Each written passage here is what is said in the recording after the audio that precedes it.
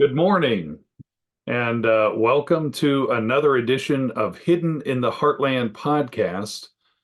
This is Kels Goodman, producer of the Hidden in the Heartland show and this podcast. And with me, right here, right next to me, is even though it looks like I'm touching him, he's actually way on the other side of the galaxy. This is Mark Burris. Welcome, Mark. How you doing, brother? Doing great. It's Uh, been a few weeks, so it's been a it's few good to weeks. see you and hear you. Yeah. It's good to be here and things have been crazy, and that's kind of what we're going to go into today. Part of why we haven't been here for a few weeks, but you guys have been faithful who've been watching us. We have a lot of research, a lot of things that we've been studying, and a lot of time has been spent trying to figure out where we're going next. But the first order of business today is actually our giveaway that we promised a few weeks ago when we were talking about our last topic. And so Mark here has this amazing total likeness of the Decalogue Stone found in Ohio, which you can go over there and see in the actual museum. And so I think it's in what city is it in that you can see it in? Is it Chillicothe or is it one of the other ones? Coshocton. That's the name of the town. Yeah. New to hmm name in Ohio. The The Humrick House Museum, right? Humrick House Museum in Coshocton. You can see the Decalogue Stone and the Keystone together Keystone. Yeah. found nearby. And so, but And what have you got there, Mark? and the well, I mean, in the original museum, you can see the case that the Oh, Decalogue Stone was in, so it's pretty cool. the case, the cement circle that's in. So what are you Awesome. what you were giving away today from So I don't have the other stones with me like right here, but it'll be a Decalogue stone along with the keystone and the coffin that the Decalogue stone sits in. oh wow, So, a few years ago, I don't remember what year we did this. It was back in like 24, 2017, yes, something like that. probably, yeah. So 2017, we had decided that the Decalogue stones that were coming out of the Humrick house just weren't good enough quality. So we had quite a few of these replicas made. They sold actually pretty fast. Have a few left. So we decided we were gonna make one available for a giveaway. Well, Um, but this is something, you can have in your house that's a conversation starter about Heartland, where oh, people see that on the shelf and they say, "Hey, well, what's that?" And you'll say, "Oh, this Hebrew that was found in North America in 1860." yeah. And people say, "What?" Not a lot of people know about the Decalogue Stone, but yeah, we wanted to make it available, and we're about to announce the winner. Dun, So dun. And you know what, you are actually right, Mark, that those are actually better than the one because I've got one of each. I've got one that the Hummer yeah, Museum sells, and then I have the one you guys made, and those are better. Those are totally better. yeah, So I agree. So I pulled this straight out of the Hill Cumorah right here. And I thought, this would be perfect to just put the names. So I wrote all the names of everybody on YouTube and any comments, and I wrote them on in here. So I'm going to stick my hand in here and I'm going to be pulling something out. I'm hearing dingings, and I apologize for hearing the dingings. Okay, I have pulled it out. And here is, I feel like Johnny Carson, if anybody remembers Johnny Carson when he used to wear that hat thing and then he would pull out, the um he would pull out a letter or whatever. I'm boring everybody. Sorry about that. Okay. So you have to be old to remember that. Mark wouldn't remember that. So here it is. Barbara Jordanson. The winner is Barbara Jordanson. And her YouTube channel name is Barbara Jordanson 4022.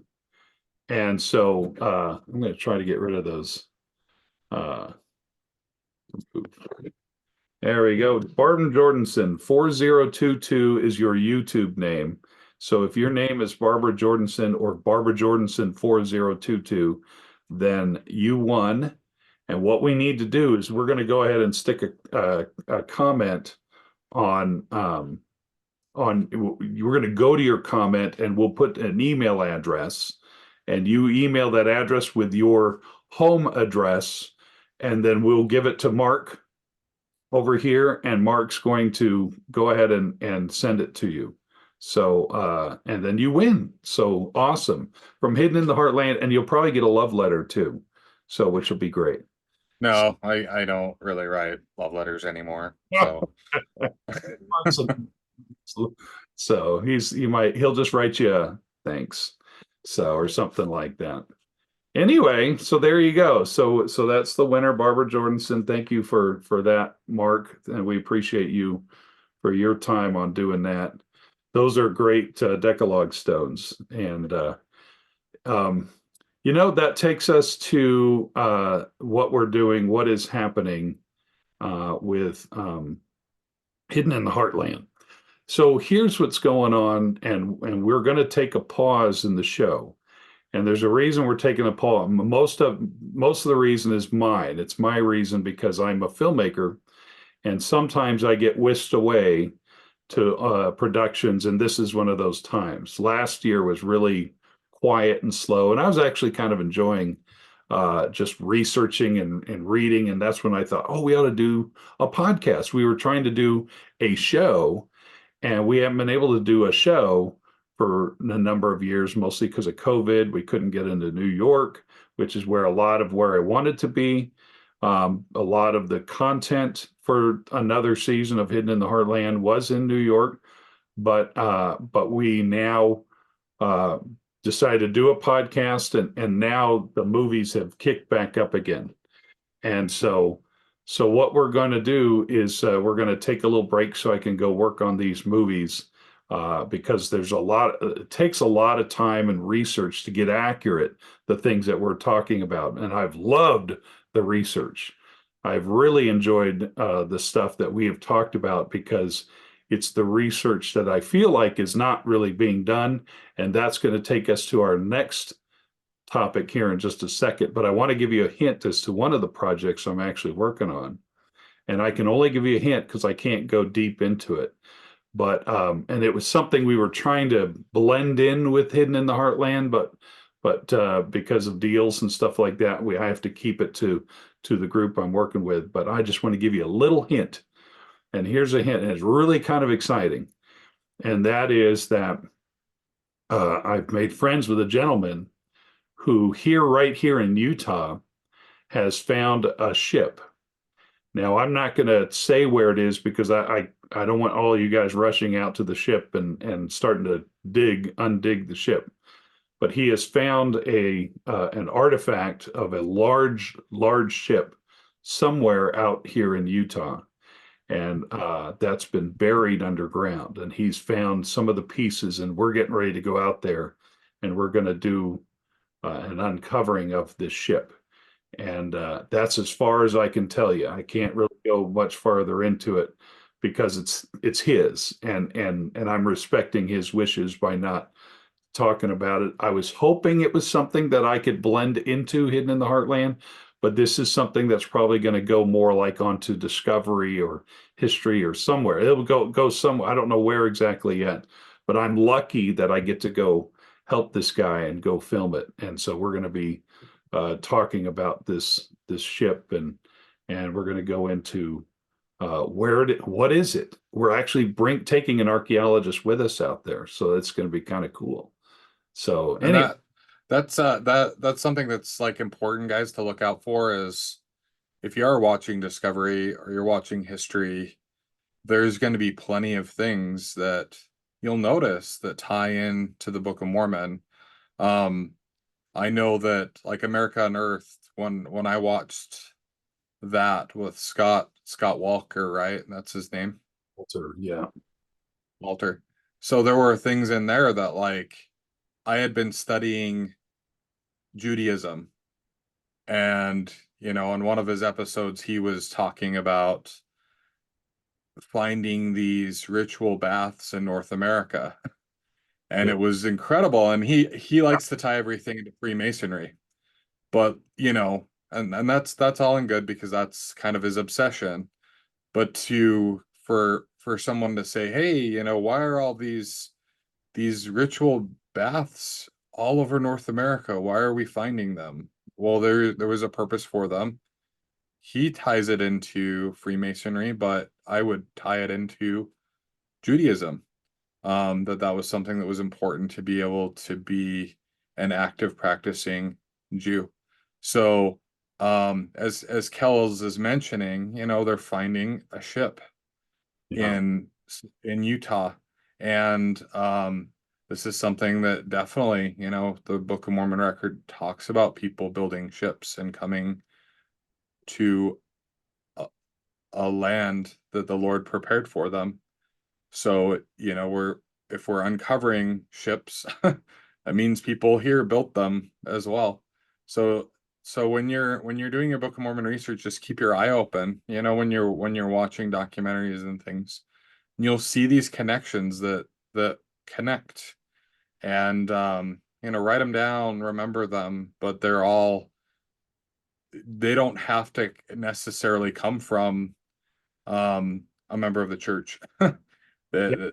These evidences can come from all over the place. In fact, a lot of the stuff that we've brought forward, you know, were even written before the church was restored, before it was organized, or by people that were just finding things and relaying what they found. So yeah, just keep your eye out. Yeah, I totally agree. In fact, I would say that um, I would actually prefer to talk to somebody who's not a member of the church, because in fact, this boat, this ship that we're hoping that we're going to go find, that we're going to uncover, is from a guy who's not a member of the church. At least I don't think he is. He does live here locally, but when we've had talks about possibilities and what it is. I don't even know if he's even Christian.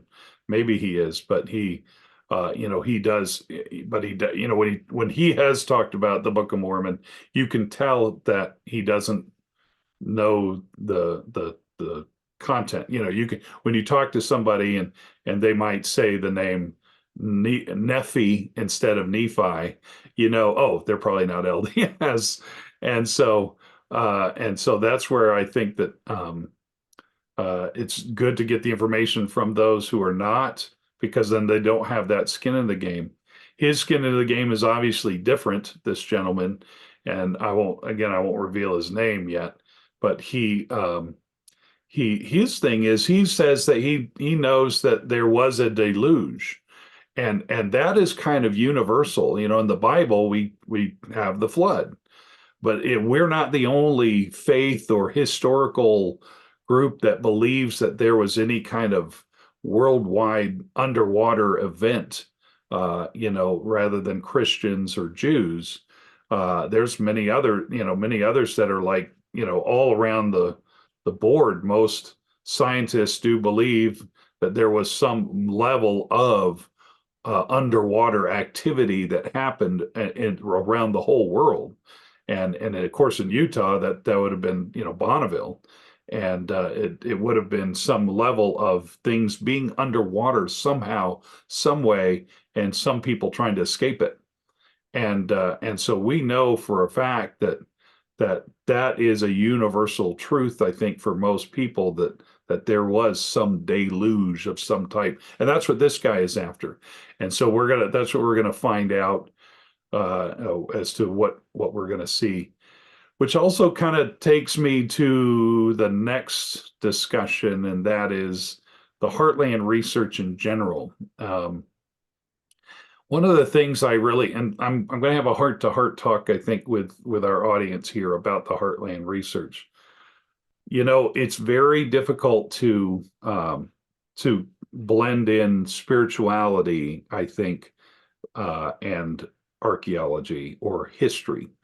That's a multifaceted thing when you're trying to find ultimately truth, and which is the goal. And I think that we know there's our truth as members of the church because of the revelation. But then when we make that separation and then start digging in the ground, I really believe that we have, as Heartlanders, I'm struggling, I think, um, with how we're finding things, how we're finding this truth. I give you an example. One of the examples is, for example, Chief Joseph. So Chief Joseph um, is a story that you can read anywhere pretty much in American history about this chief that surrendered and actually did work with the American government, was actually a good guy when it came to trying to build the relations between the natives and this newly formed United States, and trying to build that relationship. And of course, we all know the story that he had a tablet around his neck, and that he said, "This is, I don't know what this stands for," and that tablet is now in a museum somewhere. And so it's, we featured it here on Hidden in the Heartland, and that when I hear two sides to the story of Chief Joseph, I hear that he says that this was given to me by my ancestors. The Heartland version of that story is somebody says this was given to me by my white ancestors who were white. And I've heard that. And I've heard that story, but I've never been able to find that they said they're white ancestors anywhere. And so sometimes I think when we do research when it comes to the Heartland, we love to curve in the Mormon side of it, and then it becomes history. It becomes a new history, and we have to remember that not everything is like it was, what we think it is, because it was told to us, because it was filtered through a member of the church who told us, and then all of a sudden we think that's the history. We have to learn what the real history is, or at least what is the written history that all people can go to. And then we've kind of given the Mormon slant to it sometimes. And so when we do that research, we have to be very careful to not give that Mormon slant. And everything, all the research are all just possibilities to things. They're not absolutes, because I think we will always find that history is always stranger than fiction. And we can see that just in the little games that we play of, like if you remember standing in line in elementary school at the lunch line, and we used to play the lunch line game where the teacher would tell us something on one side of the line, and by the time it got to the last kid, whatever that sentence was that the teacher told at the first, it's totally changed by gotten to the end. And so we know that happens. That just happens. And so we have to be very careful. And I personally believe that eternity, or maybe the millennium, whatever time frame, I think heaven, let's just say heaven. I say that heaven, in my opinion, is going to be learning. There is so much. Stephanie and I will go on road trips, and we'll drive through like Utah, or we'll go into, New Mexico, or we'll go to other places, Idaho, and we'll be like, I wonder what happened here hundreds of years ago. I bet something was here. Or we see some old building. I wonder what that was like when it was in its full form. Or I wonder what this place was. It would be amazing. We're going to learn. But until then, until those books are open, and until the full truth is out, we don't know everything, and we have to accept that fact that we don't know where everything is. So every time we talk about any kind of research, we have to be on a candidate level or a possibility level. That we can't just jump in and say, that's where that is, and we know it, and that's it. And I think that's where I've kind of gotten in trouble when it comes to the Heartland Research, is we love, I think as a people that loves to get their information very fast in our day, we love to make full-on claims and put our stamp on it and then just and never change it.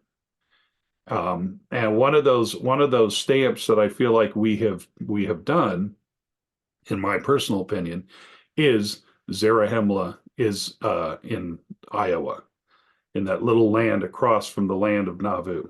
Now, I say this with respect because I know I'm going to get into a lot of trouble, but that's science. That's what's so cool about that kind of science, is the fact that we can talk and we can disagree and we can go into things, and if we can't, then we're not really doing it right.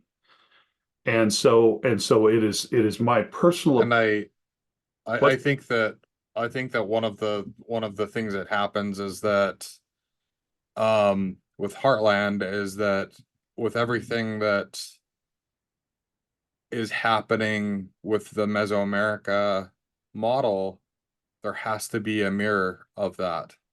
So if there is a location for Zarahemla in Mesoamerica, which, people will quote articles from the Times and Seasons or whatever the case may be, there has to be something in North America to compare with it. And I would say, and I've said time and time again that it's in its infancy. But one of the things we have to be very careful about is whenever we make absolutes, if there's something that will disprove that absolute, then you have a large pocket of people will just lose complete, you know, trust in that. So it's important to realize that the research is in its infancy, that every day there are new things that are coming forward, and that we have to look at it, and every individual needs to do that on their own. We need to be looking at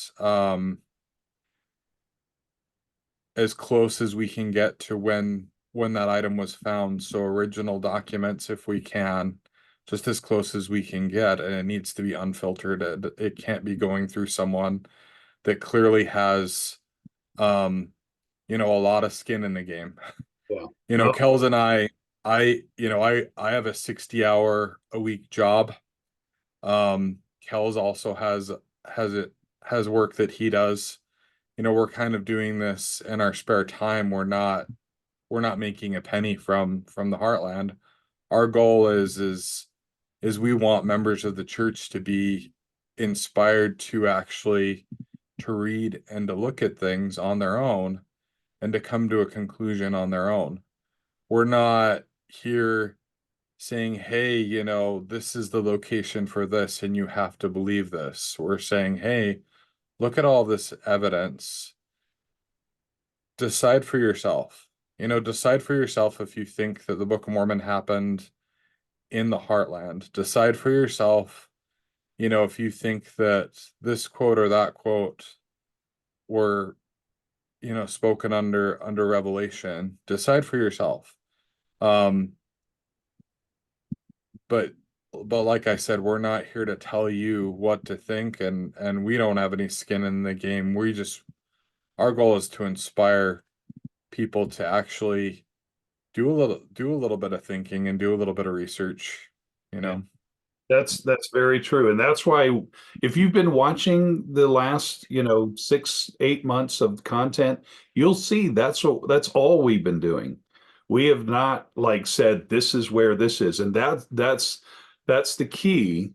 There's only really 3 places that I can say we know for a surety. And those places are Hill Cumorah and Zelf's Mound and Adamon-Diamond.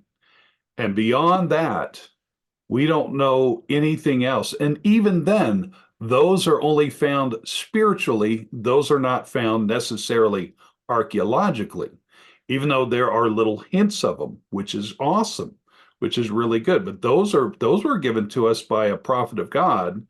Those were not given to us archaeologically. But because those are our North Stars, then we work around from that when we're doing our research. And that's what I think it's no chance that we're studying the Book of Mormon this year, because we were actually, I think we were supposed to be on Doctrine and Covenants this year. But for somehow we went from Book of Mormon to New Testament to Old Testament to New Testament back to Book of Mormon.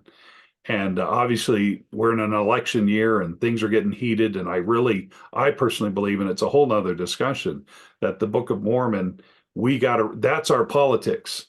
That's our politics is the Book of Mormon. If we were to look at it as, well, how would you vote? I don't know. Read the Book of Mormon. That's how you're going to know.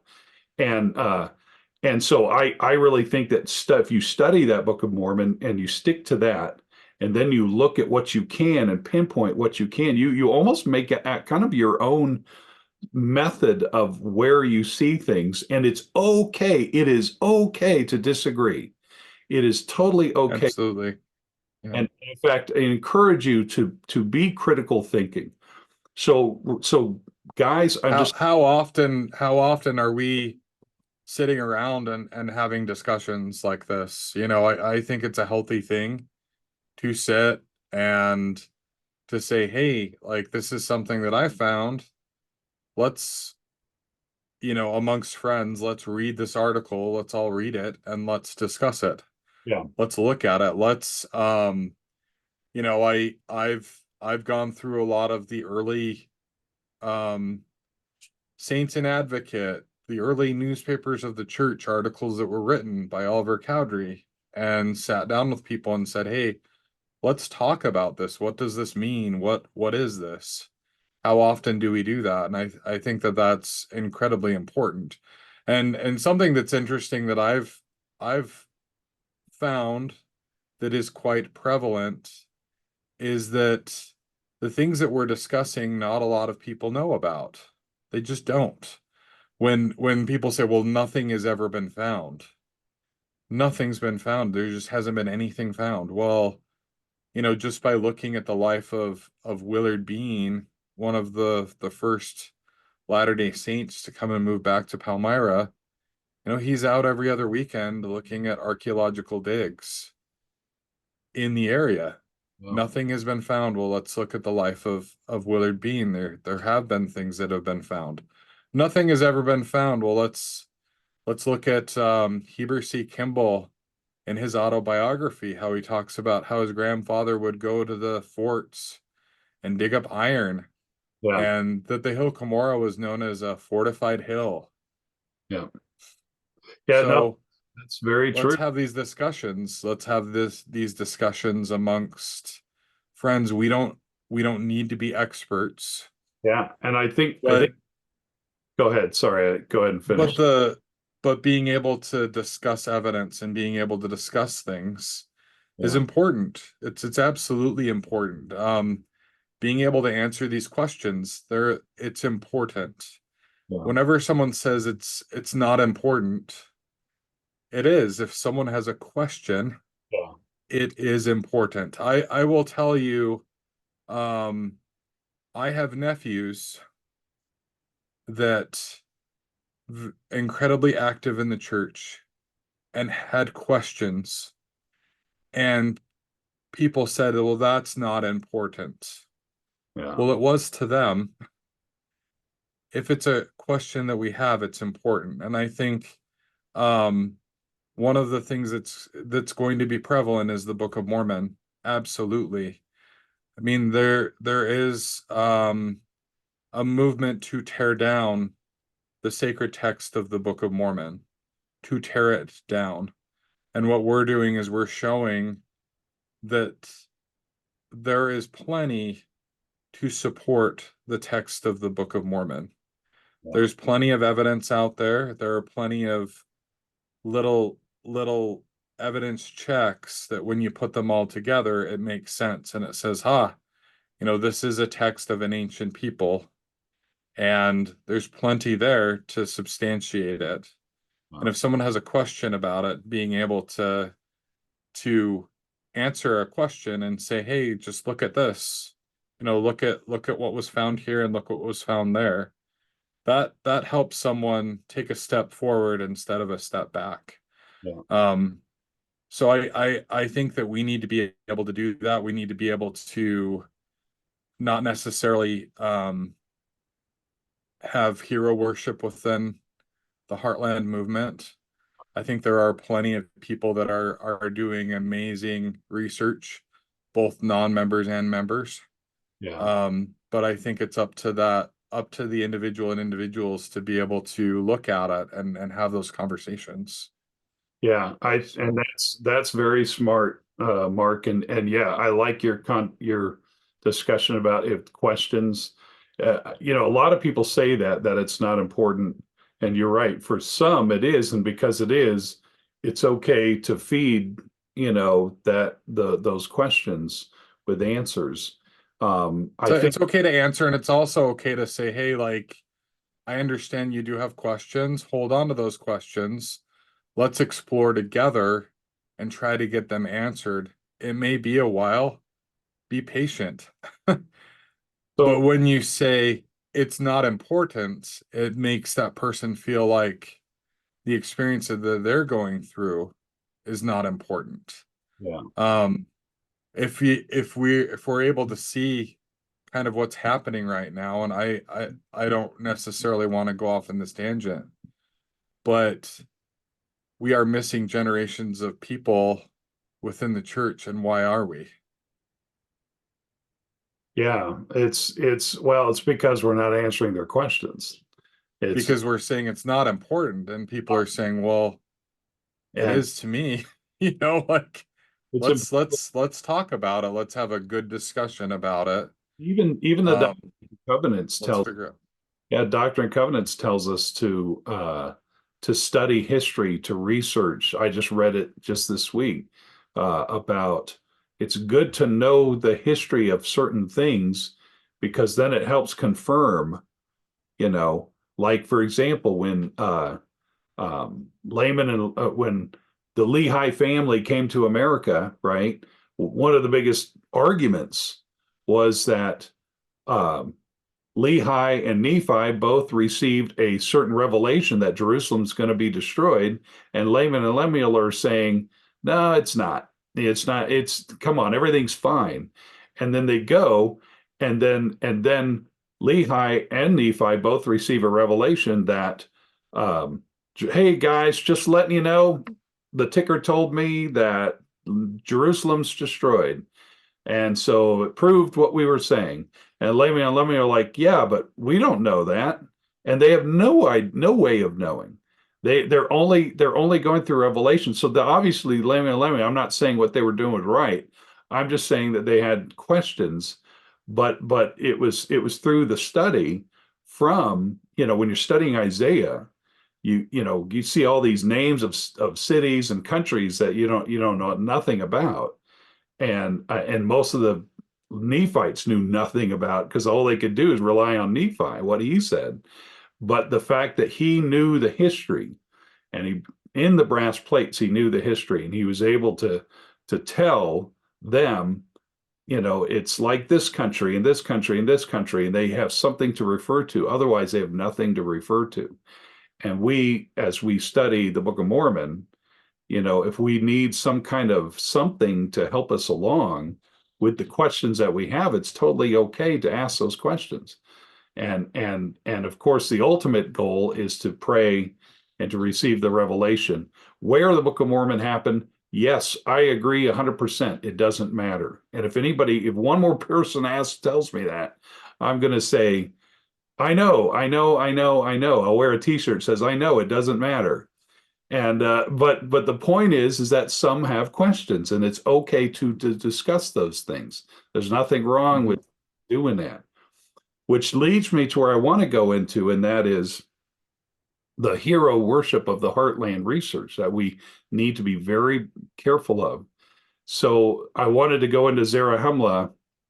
Uh, I, folks, I'm just going to let you know, this is my coming out party, I guess you could say. And that is, I don't necessarily, I'm not on board necessarily that Zarahemla is in Nauvoo or across the water from Nauvoo. I don't, I don't see it. I don't see the evidence. The D and C scripture does not say that's where Nauvoo or that's where Zarahemla was. It does not say that. It says there's going to be a town called Zarahemla.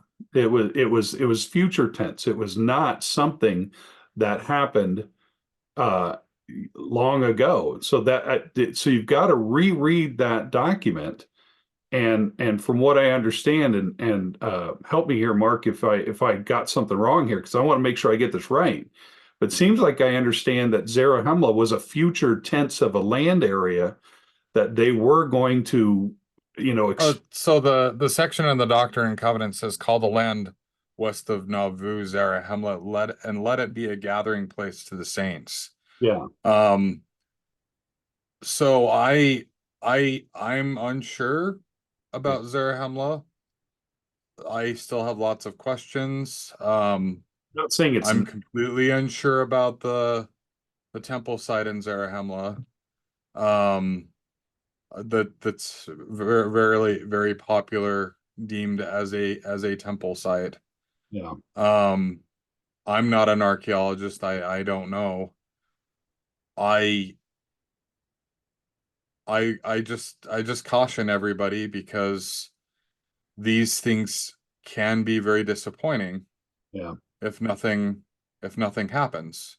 yeah. You know, and I I would say, it says call the land west of Nauvoo Zarahemla. We know that Zarahemla was a city and a country. I don't know the sizes of countries or the sizes of kingdoms. I don't know. I don't necessarily have a map, but it But is one of those things where Mesoamerica model has a Zarahemla, and they have located that, and that's based off of um, an article in the Times and Seasons that some have said that Joseph was the editor. I don't believe that he was. I don't see the evidence of him being the editor. follow I with also know that there are plenty of articles in the Times and Seasons that aren't necessarily it's not a Revelation newspaper. There were Revelations printed, but that was not the main purpose of it. But I think it's mainly we have to have a Zarahemla because there is one in Guatemala. So we need to make sure that we have a Zarahemla. Um, I am personally more interested in the puzzle pieces that are all across the heartland that show me that, hey, there's a civilization here that practiced Hebrew. I mean, that practiced they were a Hebrew speaking people that practiced Judaism. Those are the things that I'm interested in, and the record of the Book of Mormon. I don't need to know where Nephi landed or where Land Bountiful was here in North America. I don't need to know that. And I think that pinpointing it does a disservice um to those that are seeking truth. Um well, and I think it's also it's a matter of just being careful. So what I was kind of getting at when it came to the Zarahemla discussion was that I feel like um, saying that Nauvoo is, I'm not saying actually it's not, because there are some features such as being near that river. We don't even know if Mississippi is Sidon. We don't know that. We can guess that, but this landmass has changed quite a bit, and so anything is possible. But to state that claim and to invest a ton of money saying that it is, I think that's where I'm really struggling with it. And I really think that it's that kind of thinking is what's hurting the Heartland research. Let's be honest. When we go to uh, the research, in my opinion, on the Heartland has stopped, and it has not gone forth. We've just gone into sort of hero mode, and instead of actually finding anything new, we're just we're just championing the few things that have been found over the last number of years, and we're just reiterating it and reiterating it. And yeah, I honestly over the past year with Kels, I think I've learned more new material than I've seen from the Heartland group probably for the past 7 years. So in this past year, I think we've mentioned and talked about things that were new and really cool to me, because I'm all about the little pieces of the puzzle that I can file in my file cabinet in my brain. And then later, when I'm reading the scriptures, I go, oh, aha, like when I read the Book of Mormon, Yeah. like that fills in that little piece, that fortifying piece that that's there. So I mean, there's so much that's out there. Yeah. The research for the Heartland has been going on ever since the Pilgrims landed Oh in, yeah. in North America. There's so much that's there. There's so much that, I would love to explore. There's so much that shows how Joseph was prepared. He was prepared for the idea of the Book of Mormon before he translated it, so that he wasn't in shock while he was translating. He was absolutely prepared and surrounded by these things, so Yeah. that he felt comfortable with it. Um, but I I think I'm that kind of a little disappointed that there isn't more coming forth every year. yeah, There isn't more information. I think we hit a brick wall and we've said, okay, we're good with this. Now I, we've got to get more people on board with where we're at right now, and we're not going to go any further. And that's kind of disappointing. I think we're very close to being able to um compile more and more and more, and just and coming up with some compelling things. But yeah. all of everything shows that there's just been a stop. Like the Titanic stopped, you know, and Well, I we're mean, just like when you go to Rod's conferences, for example, and I love Rod, good friends with Rod Meldrum, and so what I'm about to say is with all love and respect. And usually when somebody says something like that, they're like, "Uh-oh, there's going to be something on the other end." But the challenge that there has been is that Rod's conferences have really focused on so many other things that it's not really even about Book of Mormon. He shouldn't even put Book of Mormon evidence on there anymore because there hardly is Book of Mormon evidence at his conference. It's all political and it's all, faith healing and end of the world and things like that. And which there's a lot of it I totally agree with and believe in. And so I'm not knocking the content. I'm just saying that to mash them all together and to have a conference about that is why I think the Heartland Research is pretty much at a stop. I don't think we're finding anything new. I don't think we're presenting anything new. I think we're all focused it on Zelf, or it it it feels like there has to be control of the information, and that there's a message that you have to, in order to be part of the group or part of that group, yeah, these are your beliefs. yeah. This is where you have to be. You have to If be you've if there's any variation from that, there's research that I've brought up, and I'm no one. I found some articles written by W. Phelps, where he calls the Hill Cumorah an artificial hill. And the main people in the Heartland group said absolutely no, ignore that. It's not an artificial hill. yeah. And you know, you have to agree to these certain things. If you vary from that, then you're not necessarily welcome. Yeah, And we that's unfortunate, because it is a very fluid thing. And one thing that I really admire about the prophet Joseph is that often he would say, hey, like, believe what you believe and think what you think. If it's truth, we're all going to come to the same conclusion. yeah. No, he wasn't like, you have to fit in my little box that I've prepared for you. This is where you need to be. He knew that if you were seeking after truth and that's kind of who you were and the direction you were going into, you'd find truth. Yeah, I think But unfortunately, you fit, you have to fit that dogma, and if you don't, then you're not necessarily welcome.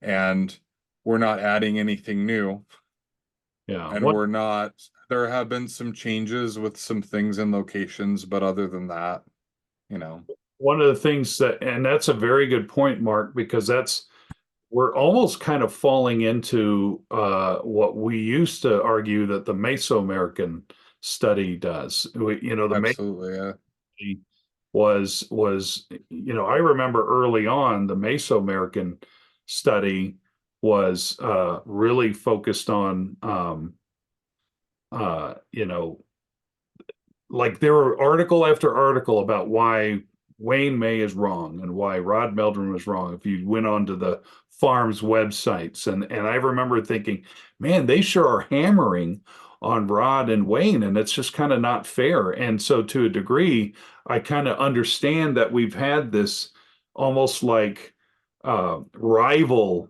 kind of fight, between the Mesoamerican and the Heartland, and that it's become so touchy and it's become so almost political, and it's something that I didn't really want to I don't didn't really want to be a part of that. I just, because yes, the church has leaned, towards the Mesoamerican model for 100 years during this period, and I do think there were some things that they totally get wrong, and just is just kind of crazy. But the one thing the Mesoamerican guys at BYU and Farms actually does right, and that is it's the way they go about their the way they go about their research, and the way that they don't jump into conclusions about certain things like we do here in the Heartland. And yeah, they they have what they call candidates for things, but they know that it's a possibility, and we just don't know until we keep digging. We don't somehow in the Heartland research, we don't do that very well. We love to just say, oh, that's where hill whatever is, and that's where that goes, and I know it, and you can't change it. And so we make a map and we stick it there, and that's where it is. And we have to be very careful to not do that, but that's what we're doing. And it's almost, we're kind of looking silly, kind of, sort of. And I say that again, I say that with love, because I love all these guys that I work with, but I've kind of stayed distance for this reason, because I want, and if you have been watching this channel, you'll see that I'm trying to bring about stuff that you're not seeing at the conferences. I'm trying to show you, the better hidden in the heart, the better Heartland Conference for the Book of Mormon is actually the Ancient Artifact Preservation Society in Michigan. That's where you absolutely, yeah, more stuff about what you need to about the Book of Mormon than you do at a Mormon run conference. yeah, And yeah, and I love going to those conferences because they don't have the skin in the game of, oh, I've got to hurry and prove the Book of Mormon. You just need to calm down and realize that we're not going to know everything, but it's fun information, and let's do what we can and piece it together, and don't play this game of politics of I'm on this team and you're on that team, and that's part of what I feel like has struggled with the Heartland Research, and as part of what's made uh, discussions get really heated, and they don't need to be. They don't need to be heated. And so, and anyway, one of the sides that I think is really unfortunate about that is because um there are generations of members of the church that I think would benefit greatly from the information from the Heartland model, but are very reluctant because they look in and they say, "Oh, I'm not going to be welcome there. yeah, I don't fit that mold. There's some things that I don't necessarily agree with, or I don't, you know, I'm just not there yet." yeah, But they're not willing to jump on that boat. you know, I talk with a lot of the guys that are Heartland, and I'm like, hey, what's your demographic? And they're like, hey, you know, we're 50s and above. And it's like, well, that's great. You know, you have people that are pretty, they're firm, you know, they're probably going to church every week. They're doing what they need to do, and those sorts of things. And really the Heartland Research should be helping um fortify faith. It's the little puzzle pieces. It's really helping you when you are reading your scriptures to for that added little extra, hey, you know, I remember reading about this here and I remember reading about this here. Um those things that fortify, and I do believe that this information is really good for the generations that are coming up, but they won't touch it because they're tired Yeah. of they're tired of the directions that BYU has taken, and now Heartland is really kind of following suit. You know, they're just tired of that. They want more open dialogue. They want possibility.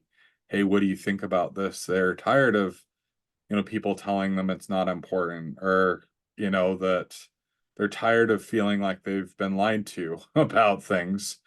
Yeah. Um, So so I, I feel like there's room for improvement, and you know that's one of the things why I hopped on board to do this podcast. I don't necessarily have a whole lot of time. Like I said, I work 60 hours a week, and the rest of my time is dedicated to my son. Um, but like this is important to me. yeah. And that's You know? part of why I do it too, is I do it because I think it's important, and I've spent a lot of my time and my money producing what I've produced. And with a little help from some of my friends, you know, which has been really nice. We've had really good uh, people who've contributed to Hidden in the Heartland early in the early times, and we tried to do a season this year, and we never really got to raise enough money to do a full actual produced season, and so we just went ahead and put what we could into this podcast and to be able to talk about the Heartland. And I think it's important to keep the research going. And we may return on this podcast. We're hoping that we will. I'm going to keep it open. Going to always keep that door open. Maybe some things will happen, but the goal is to be very careful of our research. You know, one of my favorite shows, and this is shows the nerd in me a little bit, is Skinwalker Ranch. Now that's one of those that you kind of get a giggle out of it because it's like, oh, the aliens and whatever. You know, there's other alien shows that are on that. There's the dude with the big hair. I guess it's Ancient Aliens, where you always Aliens. see, yeah, when you see the meme saying, "I'm not," but it's aliens. You know, and I feel like that's what we do when it comes to the Heartland Research. I feel like we're kind of doing the. Nephi. I'm not saying Nephi. it's the land of Nephi, but it's the land of Nephi. And so, but the way Skinwalker Ranch, if you've ever watched the show, you know, I actually just saw Brandon Fugel last weekend at the film festival that I went to, the Zion Indie Film Fest. And he was very clear about, you know, he bought this ranch. It's got anomalies going on. It's got unexplained things. And his thing was, I don't believe in any of it. I'm going to buy this and I'm going to squash all these things. I'm going to find out there has to be a physical truth as to why, you know, your battery on your cell phone dies when you drive by the ranch, or there's lights coming out of the ranch, or there's, you know, electromagnetic waves coming out of that ranch causing things to happen. He's like, I'm just going to get to the bottom of this because for 100 years that ranch has been spookified, and he goes about it scientifically. He brings a variety of people together who all believe in different things, and they all come in and they do tests and experiments, And one thing you never hear the word is you never hear the A word, which is alien. You never hear spaceship. You never hear portal. I think they're finally kind of saying the word portal, but they're not saying who or what or anything like that. They're simply doing the research and writing down the data and doing the research and writing the data, doing in an experiment, that they do there. And if you ever have a chance to see the show, it's actually really good. A new season starts next month. I think it's season five, and they shoot rockets in the sky and things happen and they see lights and the electromagnetic waves are messing with things around, so something is there, and they're drilling, they're doing all kinds of stuff, but it's all data driven. That means they take the data and they write it down and they put it away, and then they say, okay, if I do this it does this, and if I do this it does this, let's keep doing it. Oh, let's do it from here. That is honestly how research is done. You don't sit there and say, okay, there's aliens on this ranch and I'm going to prove it. You just don't do that. That is just not the way. And that's what we're doing, sadly, in the Heartland, is we're saying this is here and I'm going to show you. And we don't know that. We know where Hill Cumorah is. That's one thing that I do put a stamp on, because Joseph Smith said so, the books say so. That's where I'm going to lean. But beyond that, everything is fluid. And brothers and sisters, we are probably never going to know where Zarahemla is until the books are open during that period. But until then, all we can do is speculate. All we can do is have fun to figure out where things might be. And we can't play this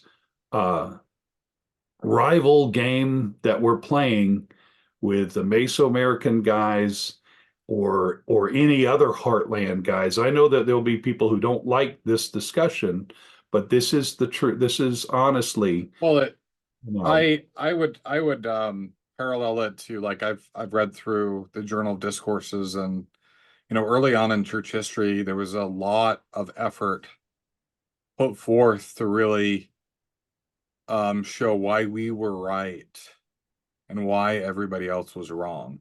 Like, hey, Mormonism is correct and Catholicism is incorrect because of this, and this. good And point. all it really did, from what I can see, is alienate. That's all it did. It didn't do anything. I don't think people were like, I'm going to convert because of that conference address that was why is Lutheranism wrong and Mormonism correct?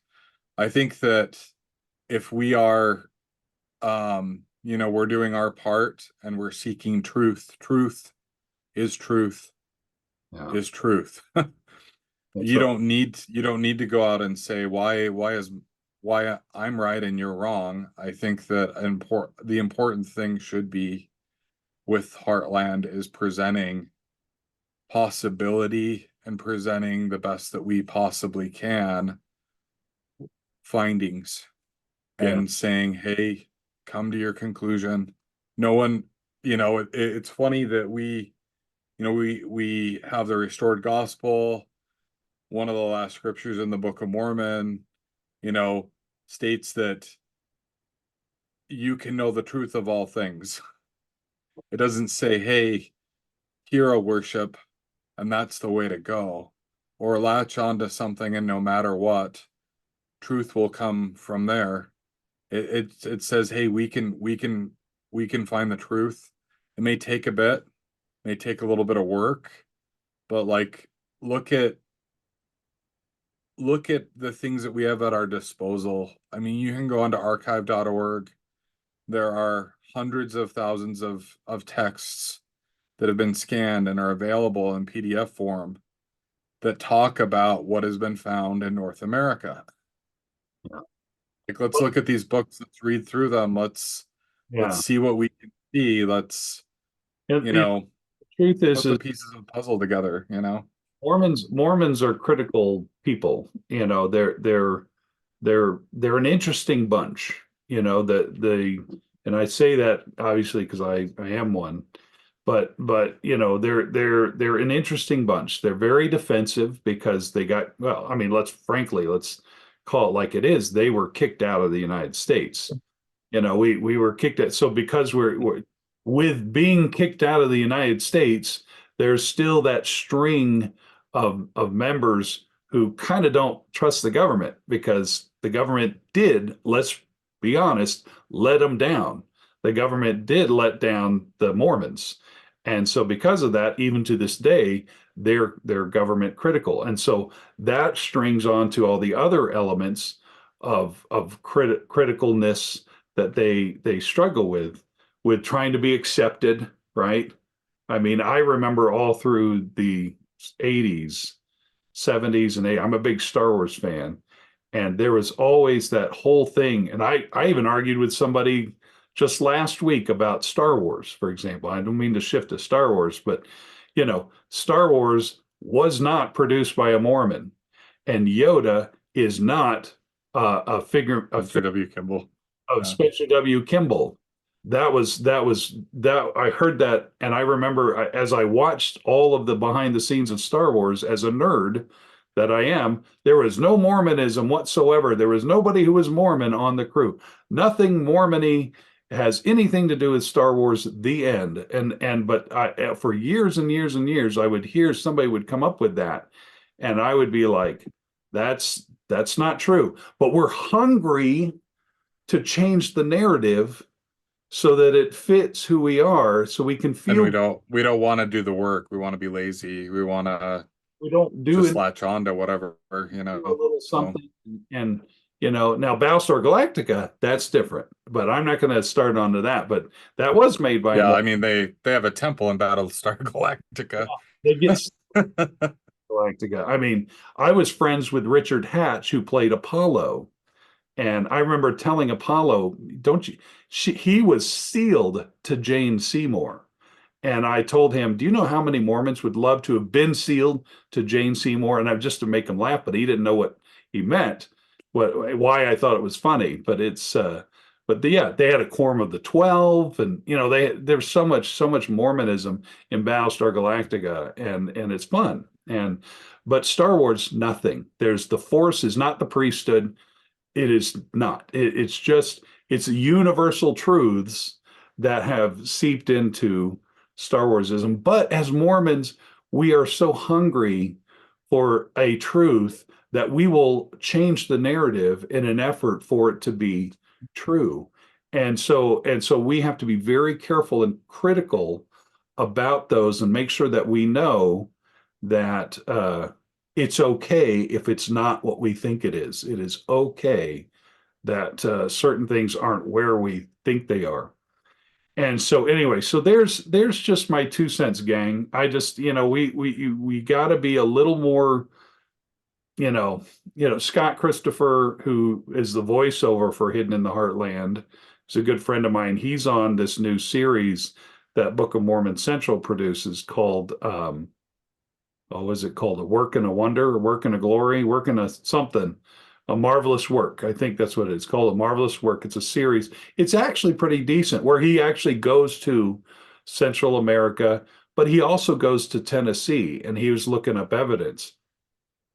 And I'm friends with Scott, and Scott's the kind that doesn't want to play the rival game. He doesn't want to be on one team or the other. He just wants to work, obviously.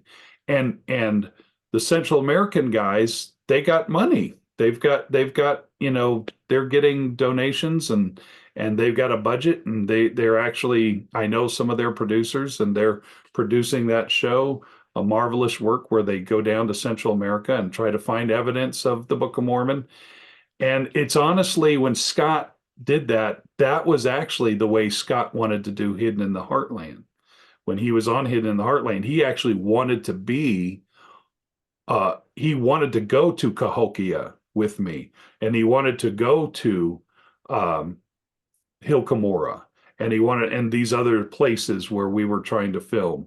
We just didn't have the budget. We just didn't have the money to take him there. They got the budget, and so they got Scott to go over there and to talk about the Book of Mormon, and they're trying to be. I could see he's trying to be open-minded, but then Scott messaged me after the first episode came out, where you saw him in, those places in Central America, even though one of the segments he was in Tennessee.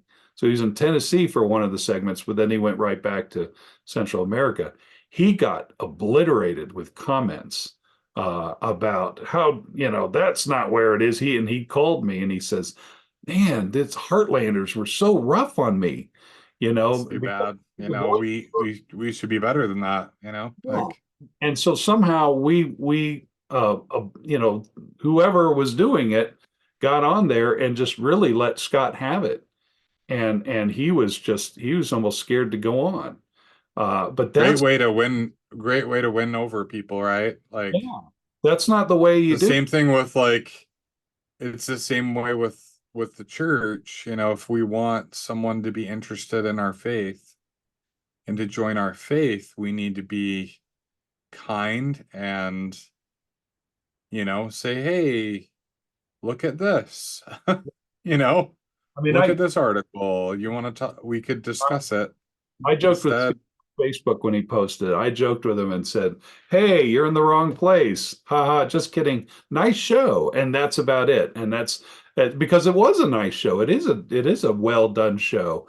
And that's okay to comment on that. And the information is actually okay. And I don't think from what I've seen so far, I don't think they make a plant and say this is exactly where this place is, and this is exactly where these things happen. They just said, there's interesting here. There's some interesting things, and it's fascinating. Yeah, we can't make a full on, pinpoint, and so let's move on to the next place. And that is how science works. That is how research works. That's how history works. That's how archaeology works, at least from what I understand. So we're going to wrap up this discussion because this was more like a discussion, and I've probably caused a lot of you guys to have discussion. So go ahead and obliterate it. Be nice to me, obviously, but hey, whatever. And but I think, I really enjoy this research and I want to keep it going. I'm actually planning on going to the Ancient Artifact Preservation Conference in October. Um, I love going over there, and hopefully we'll have more episodes eventually in the future. And I can have more stuff to report on the ship and everything, what I'm allowed to do. But anyway, we just want you guys to be more critical minded. What's the most important thing?